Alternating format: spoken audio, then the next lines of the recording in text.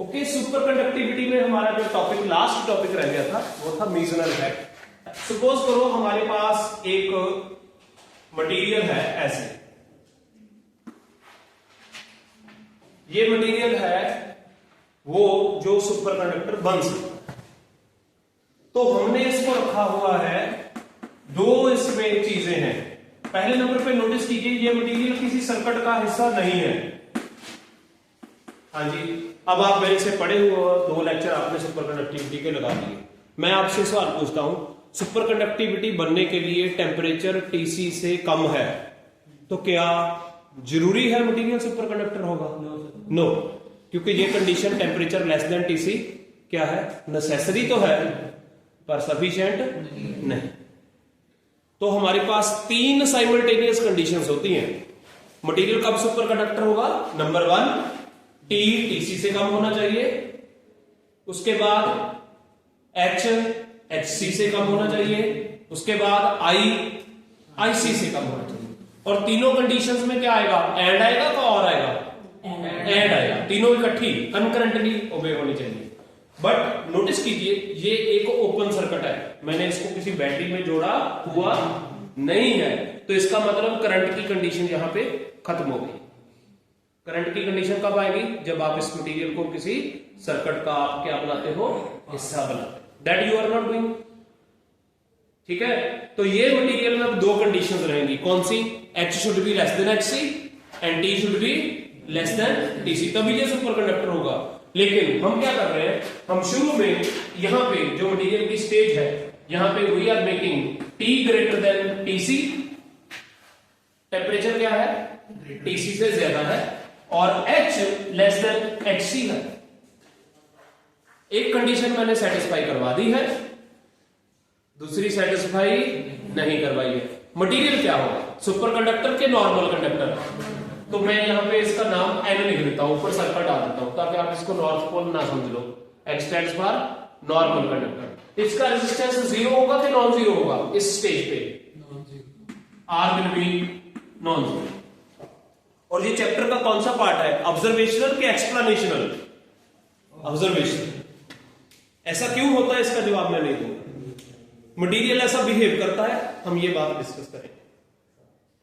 तो क्या हुआ, अब हम क्या करते हैं, ये एरो कोई केमिकल रिएक्शन रिप्रेजेंट नहीं कर रहा है। Please remember this arrow is not representing any chemical, it is representing a physical process. और वो फिजिकल प्रोसेस क्या है?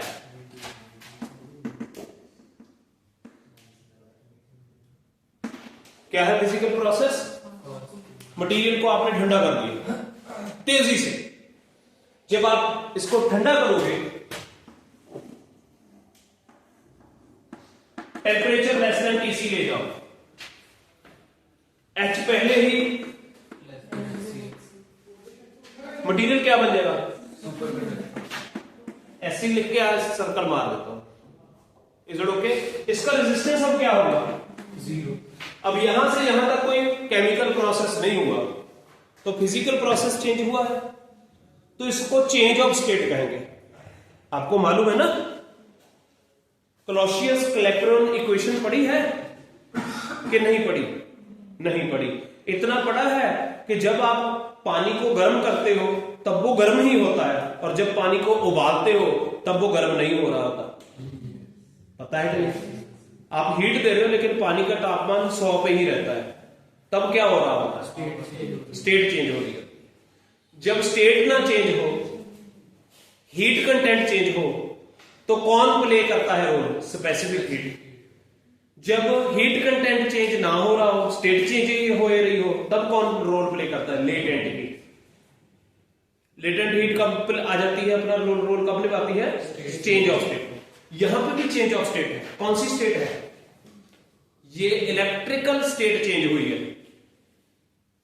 Super conductivity is an electrical state change process. Material का रेजिस्टेंस 0 नहीं था, 0 हो गया। ये तो हम एक्सपेक्ट करते ही थे, ये तो होना ही था, ये तो हम एक्सपेक्ट करते हैं जितना हमें सुपर कंडक्टिविटी का नॉलेज है। लेकिन जो नई चीज हुई वो ये हुई कि जो मैग्नेटिक फील्ड लाइंस मटेरियल में से निकल रही थी, वो मटेरियल में से निकलने से हट गई। मैग्नेटिक फील्ड लाइंस ने जब मटेरियल सुपर कंडक्टर बन गया तो क्या हुआ, वो मटेरियल में से पास करने से गुरेज किया। एक भी magnetic field line super conducting material से पास नहीं की। आर्टिकल का नाम क्या है, फ्लक्स, गलत लिख दिया। आर्टिकल का नाम है फ्लक्स एक्सपल्जन, सॉरी आर्टिकल का नाम है फ्लक्स एक्सपल्जन। तो ये एक नई ऑब्जर्वेशन थी। हम चाहते थे, हम सोचते थे कि super conductivity is a thermal process, उसके साथ तो आप एग्री करोगे, super conductivity is a thermodynamic process, agree करोगे? क्यों? क्योंकि इसमें टेम्परेचर इन्वॉल्व है। Super conductivity is an electric process, आप एग्री करोगे? यस, क्योंकि इसमें रेजिस्टेंस का भी काम आ रहा है, रेजिस्टेंस चेंज हो रहा है, तो it is a thermodynamic process, it is an electric process. लेकिन अभी आपने नोटिस किया इस तरफ मटेरियल क्या है, पैरामैग्नेटिक हो सकता है, फेरोमैग्नेटिक हो सकता है, लेकिन यहां पे मटेरियल क्या होगा, क्योंकि डायमैग्नेटिक मटेरियल्स ही ऐसे होते हैं जिनमें से magnetic field lines push out होती हैं। ये हमारे लिए नई ऑब्जर्वेशन थी। और यहां पे क्योंकि एक भी मैग्नेटिक फील्ड लाइन नहीं निकल पाई तो इसको हम क्या कहेंगे, डायमैग्नेटिक के परफेक्टली डायमैग्नेटिक। तो super conductors are the materials which have perfect diamagnetism. और जब मटेरियल सुपर कंडक्टर बनता है तो क्या होता है, वो इलेक्ट्रिकल प्रॉपर्टीज तो उसकी चेंज होती ही होती हैं, उसकी मैग्नेटिक प्रॉपर्टीज भी change. Super conductors are always perfectly diamagnetic.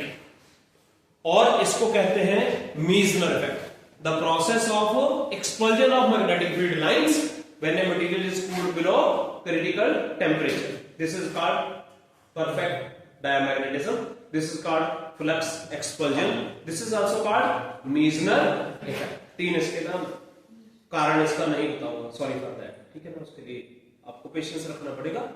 अगर समय ने अलाउ किया then I will discuss it. आज इसका कारण नहीं बताऊंगा कि ऐसा क्यों होता है। Is it okay? अब अगली बात, यहां से जहां तक कौन सा फिजिकल प्रोसेस था, कूलिंग। अब आप क्या करो, टेम्परेचर उतना ही रखो, कितना है, टीसी से कम, जितना भी है उसको रखो। यहां पे अब आप क्या करो, इंक्रीज फील्ड, इंक्रीज फील्ड। जब आप मैग्नेटिक फील्ड बढ़ाने लग पड़ोगे तो एक स्टेज आएगी कि टी तो लेस देन टीसी है लेकिन एच ग्रेटर देन एचसी हो जाएगा। तब आप नोटिस करोगे जहां पे जगह कम है, यही डायग्राम दोबारा आ जाए, वो फिर कंडक्टर बन गया, रेजिस्टेंस उसका दोबारा फिर से नॉन जीरो हो गया, नॉर्मल कंडक्टर बन गया, सुपर कंडक्टर नहीं रहा, क्योंकि फील्ड अब क्रिटिकल से ज्यादा। इस इफेक्ट को मीसनर इफेक्ट या फ्लक्स एक्सपल्जन कहते हैं। अब इसमें से हम जो हमारा एग्जिस्टिंग नॉलेज है उसको अप्लाई करते हैं। यहां से यहां तक देखो क्या हुआ होगा, नॉलेज लगाओ, देखने से ही पता लगता है कि कुछ हुआ है। अंदर फील्ड जीरो कैसे हो सकती है, मटेरियल के अंदर फील्ड कैसे जीरो हो सकती है? फील्ड, जवाब बड़ा सिंपल है। इसका मतलब मटेरियल के अंदर फील्ड पैदा हुई जो कि बाहर से अप्लाई की गई फील्ड के इक्वल एंड ऑपोजिट है। ऐसे प्रोसेस को कहते हैं मैग्नेटाइजेशन। जब आप किसी मटेरियल को इलेक्ट्रिक फील्ड में रखते हैं, उसके अंदर इलेक्ट्रिक फील्ड पैदा हो जाए, उस प्रोसेस को कहते हैं पोलराइजेशन। इसी तरह अगर आप किसी मटेरियल को मैग्नेटिक फील्ड में रखते हो, उसके अंदर मैग्नेटिक फील्ड पैदा हो जाए, उस प्रोसेस को कहते हैं मैग्नेटाइजेशन। तो इसका मतलब सुपर कंडक्टर जब मटेरियल बनता है तो उसकी मैग्नेटाइजेशन भी होती है। और कैसी मैग्नेटाइजेशन हो रही है? Opposite to applied magnetic field. और क्या रहेगा रूल हमेशा? अब induced field will always be equal in magnitude and opposite in direction to applied field. तो अगर हम कह देते हैं let H is equal to applied field और M कह देता हूं मैग्नेटाइजेशन। आप इसको +2 क्लास में आपने इसका नाम क्या रखा था? मैग्नेटाइजेशन का, सॉरी नाम तो मैग्नेटाइजेशन ही था, आपने इसका सिंबल रखा था I। तो ये क्या होती है? Dipole moment per unit volume. ये थोड़ा कंफ्यूजिंग है क्योंकि +2 क्लास में आप M सिंबल लेते हो डाइपोल मोमेंट के लिए, और बीटेक में हम एम सिंबल ले रहे हैं dipole moment per unit volume के लिए। वहां पे आप उसके लिए आई सिंबल लेते थे, मैं एम ही लूंगा। मैंने लिख दिया है तो मेरा फर्ज पूरा हो गया, अब कंफ्यूज आप नहीं हो सकते। फिर यहाँ ये क्वेश्चन पूछ सकते हैं कि डाइपोल मोमेंट का फिर यूनिट क्या लेते हैं, सिंबल क्या लेते हैं। डाइपोल मोमेंट का सिंबल ये लेते हैं म्यू। और आप कहोगे सर परमिएबिलिटी का सिंबल क्या लेते हैं, उसका भी म्यू होता है। फर्क क्या है, इसके ऊपर एरो है, इसके ऊपर एरो नहीं। Is it okay? तो अगर म्यू के ऊपर एरो है तो वो क्या बन जाती है बीटेक में, डाइपोल मोमेंट। और अगर म्यू के ऊपर एरो नहीं है तो वो क्या है, परमिएबिलिटी। एक क्वेश्चन आता है कि सर हम तो डाइपोल मोमेंट का मैग्नीट्यूड लिखना चाहते हैं, तब मैग्नीट्यूड लिखने के दो तरीके हैं। जैसे आर वेक्टर है, इसका मैग्नीट्यूड दो तरीकों से लिखा जा सकता है, एक तो एरो हटा दो या फिर एरो लिखा रखो बार जोड़ो। इसमें अगर आपने इसका मैग्नीट्यूड लिखना है तो आपको ये वाला मेथड यूज करना पड़ेगा। आप बार्स लगाओगे, एरो नहीं हटाओगे, नहीं तो कंफ्यूजन हो जाएगी। Is it okay? तो अब मान लीजिए बी जो है, बीएम जो है वो है induced field, induced magnetic flux density. वही लो, हमें क्या मालूम है, बी क्या होती है, वो होती है म्यू नॉट एच, और बी एम क्या होती है, ये होती है म्यू नॉट एम। इसको आपने म्यू नॉट आई लिखा था प्लस टू क्लास, इसके लिए आपको प्लस टू क्लास में जाना पड़ेगा। इंड्यूस्ड फ्लक्स डेंसिटी का क्या फार्मूला होता है, म्यू नॉट को आई से मल्टीप्लाई कर दो, और अप्लाइड का कब क्या फार्मूला होता है, म्यू नॉट को एम एच से मल्टीप्लाई। यहां पे आई नहीं है, यहां पे आई का सिंबल हम एम यूज करते हैं। अब हमें ये भी मालूम है बी वेक्टर ये क्या है, total, BT is equal to total flux density, total flux density ये किसके बराबर होगी, ये होगी applied plus induced. Is it okay? Value डालो। एक्सपेरिमेंट से हमने क्या नोटिस किया, बीटी क्या है, एक्सपेरिमेंट से देख के बताओ बीटी क्या है। टोटल डेंसिटी कितनी है मटेरियल के अंदर जब वो सुपर कंडक्टर बन चुका है, 0। तो ये 0 आंसर कहां से है, एक्सपेरिमेंट से। ये आंसर कहां से आ रहा है, म्यू नॉट एच, ये हमारे प्रीवियस नॉलेज से। ये कहां से आ रहा है, ये भी प्रीवियस नॉलेज से। तो ये 0 हो गया। तो यहां से हमने क्या नोटिस किया कि म्यू नॉट अगर कॉमन निकाल ले तो H vector plus M vector क्या आ जाएगा, 0। तो एम वेक्टर क्या आ जाएगा, माइनस एच वेक्टर आ जाएगा। और अगर इसको मैं मैग्नीट्यूड में लिखूं, एम वेक्टर का मैग्नीट्यूड और एच वेक्टर का मैग्नीट्यूड हमेशा बराबर होगा। Is it okay? इसका मतलब मुझे अब ये स्पेस नहीं चाहिए,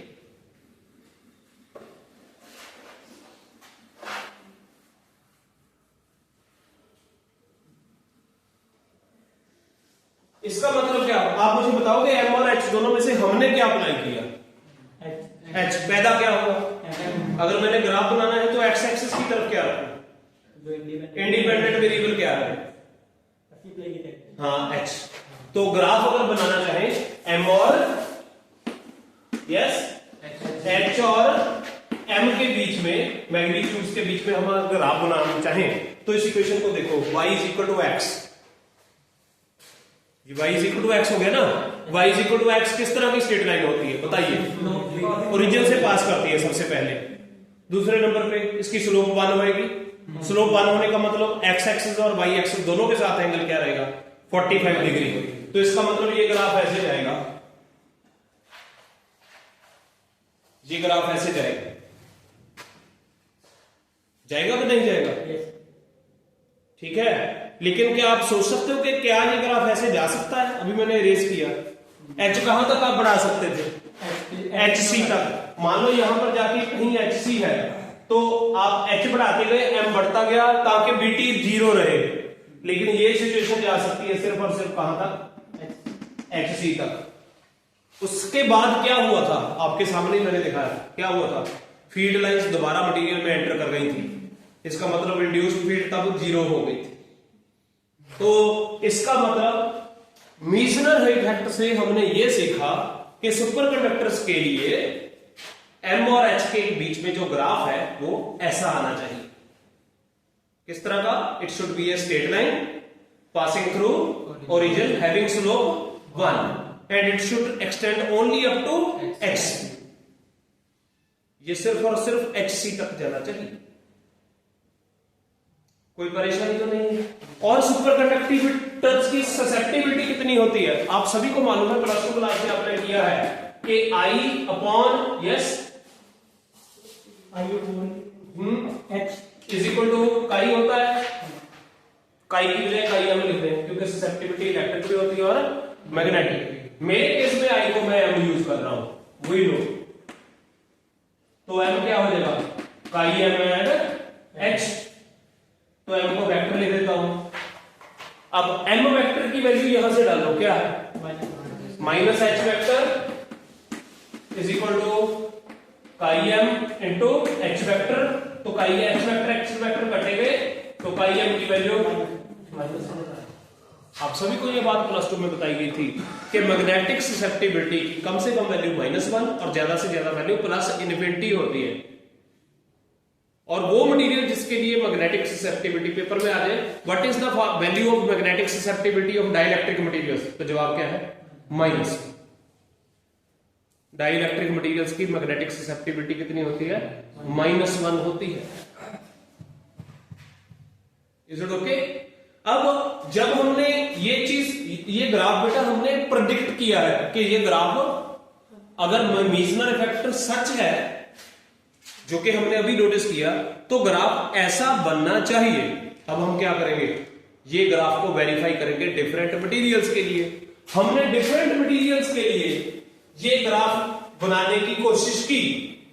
जब हमने M और H के बीच में ग्राफ प्लॉट करके देखा डिफरेंट मटेरियल्स के लिए, तो हैरानी हुई हमें ये जान के कि कुछ मटेरियल्स ने ग्राफ बिल्कुल इस तरह का बनाया M और H के बीच में, जैसा हम सोचते थे। लेकिन कुछ मटेरियल्स के लिए ग्राफ ऐसा आ गया जैसा कि हम सोचते नहीं।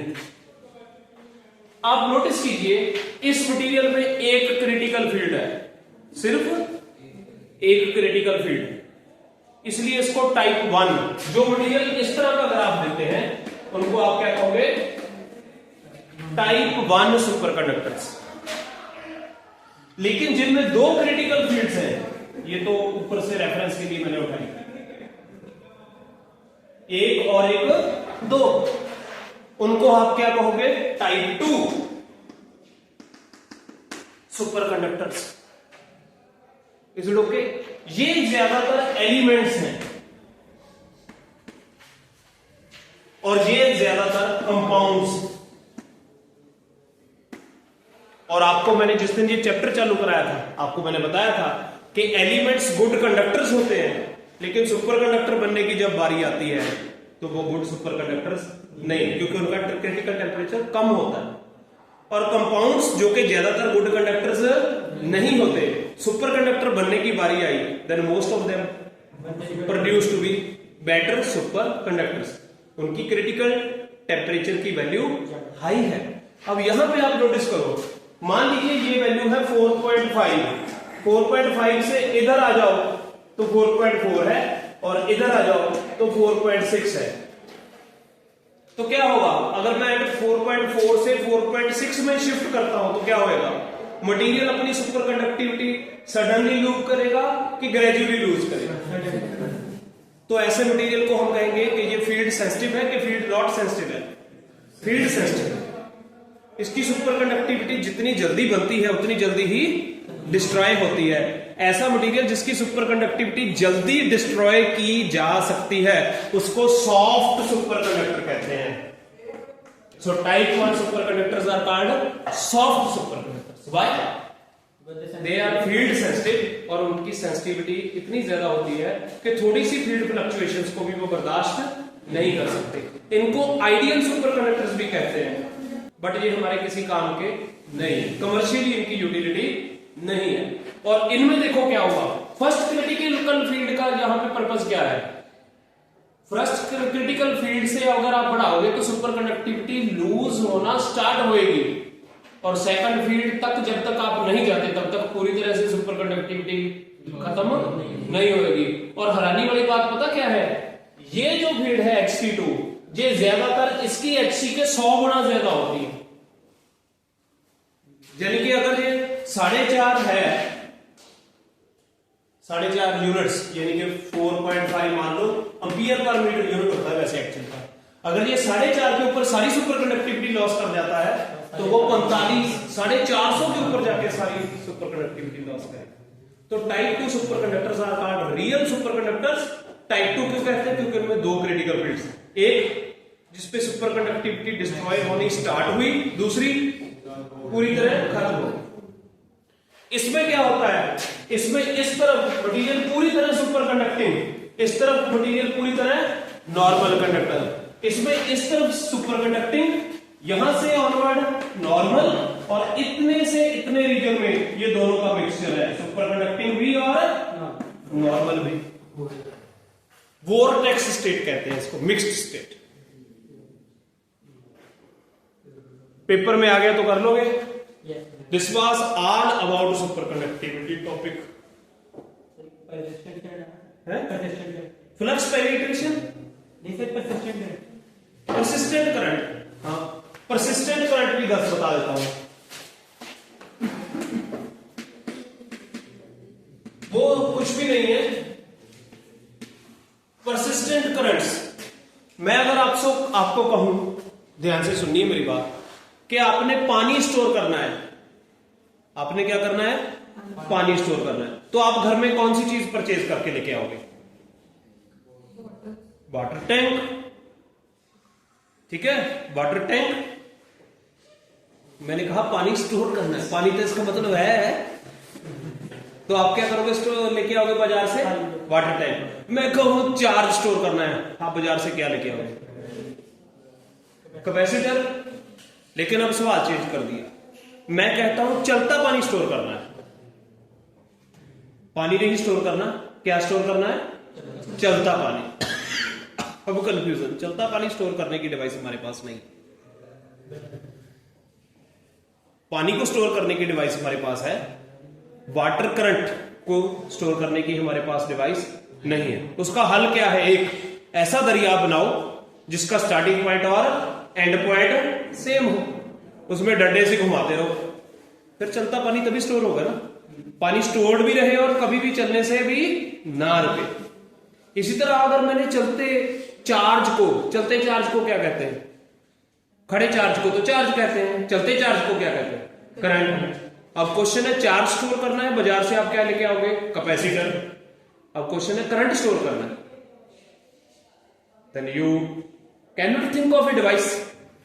आप ऐसी डिवाइस के बारे में नहीं सोच सकते जो करंट स्टोर कर सकती है, चार्ज नहीं, करंट। Is it okay? तो करंट स्टोर करने वाली डिवाइस कौन सी है? Super conducting rings. आप एक सुपर कंडक्टिंग रिंग बना लीजिए, इसको YouTube के ऊपर देख लेना, इसका डायमीटर 1 मीटर है, क्योंकि आपको मालूम है R क्या होता है, रो L/A। रेजिस्टेंस कम करने के लिए एरिया बढ़ाना पड़ेगा, तो कम रेजिस्टेंस किसका होता है? मोटी वायर्स का। तो यहां पे ये जो मैंने रिंग बनाया है ये वाला, इसको ऐसे ना बनाऊं, इसको ऐसे बनाता हूं तो बेटर है। और ये तकरीबन ए फ्यू मीटर्स होती है। कितनी मोटाई होती है? ऐसे जप्फी डालोगे तो जप्फी नहीं पड़ेगी इस वायर को। ओके, 1 मीटर डाया, उससे भी ज्यादा। लेड के ये रिंग्स हैं, तो इनको टेम्परेचर आप कितना कवर दोगे? लेड के ये रिंग्स हैं 7.1 केल्विन से टेम्परेचर कम रख दो। बैटरी कहीं पे भी नहीं है, तो आप करंट एक्सपेक्ट करते हो उसमें होगा? नहीं होगा। अगर मैं इसको यहां पे कट के यहां पे गैल्वेनोमीटर लगा दूं, क्या वो डिफ्लेक्शन देगा? नहीं देगा। अब आप क्या करो, एक मैग्नेट लो, मान लीजिए ये मेरे पास मैग्नेट है, मैग्नेट का नॉर्थ पोल इस तरफ करके ऐसे नजदीक ले आओ, फैराडे से ला लगेगा, तो इसमें फ्लक्स चेंज होगी। फिर इसको पीछे ले जाओ, फ्लक्स फिर चेंज होगी, फिर दोबारा वापस कहीं ना लेके आओ, नजदीक ले जाओ, दूर ले जाओ, दूर ले जाके मैग्नेट फेंक दो, बस मैग्नेट अब दोबारा नहीं लेके आना। फैराडे लॉ के मुताबिक क्या हो जाएगा? इसमें करंट पैदा होएगा और करंट घूमेगा ऐसे। गैल्वेनोमीटर में क्या आएगी? डिफ्लेक्शन। वो डिफ्लेक्शन हो जानी चाहिए थी 0। क्यों? क्योंकि आप दोबारा तो मैग्नेट लेके नहीं आए। लेकिन ये सचमुच चेक करके किया गया है कि लेड के रिंग्स जिनकी थिकनेस कितनी थी 1 मीटर, उनको 7.1 केल्विन से ठंडा रखा गया। उनमें फैराडेज लॉ के को यूज करके क्या पास किया गया? करंट। साल बाद आके देखा तो करंट उतना ही था। 1 साल बाद आके दोबारा मेजर किया तो करंट लगभग उतना ही था। जितना डिक्रीज हुआ उसको मैनिपुलेट किया गया है। जितना करंट साल बाद डिक्रीज हुआ उसको मैनिपुलेट किया गया और यह निकाला गया कि इस करंट को पूरे तरह से खत्म होने के लिए इस रिंग में से 12,000 साल लगेंगे। कितने लगेंगे? 12,000 साल। तो सुपर कंडक्टिंग रिंग्स करंट को कंट्रोल करने वाली डिवाइसेस इस संसार में पहली बनी, जो चार्ज नहीं करंट स्टोर कर सकती हैं। और ऐसे करंट को क्या कहेंगे? Persistent currents. और ये क्या फॉलो करते हैं? न्यूटन का फर्स्ट लॉ। क्या होता है न्यूटन का फर्स्ट लॉ? जब चलती चीज को कोई फोर्स ना लगाई जाए तो वो हमेशा के लिए चलती रहती है। सुपर कंडक्टर का रेजिस्टेंस 0 है। आपने इलेक्ट्रॉन्स को एक बार चला दिया, ठीक है, उसके बाद आपने टेम्परेचर 7.1 केल्विन से बढ़ने नहीं दिया, तो ये करंट, अगर ये आइडियल सुपर कंडक्टर है तो कभी खत्म नहीं होगा, क्योंकि ये रियल सुपर कंडक्टर था तो 12,000 साल बाद खत्म हो जाएगा। लेकिन हमारे लिए 12,000 साल भी बहुत। Is it okay? So this was all about superconductivity chapter.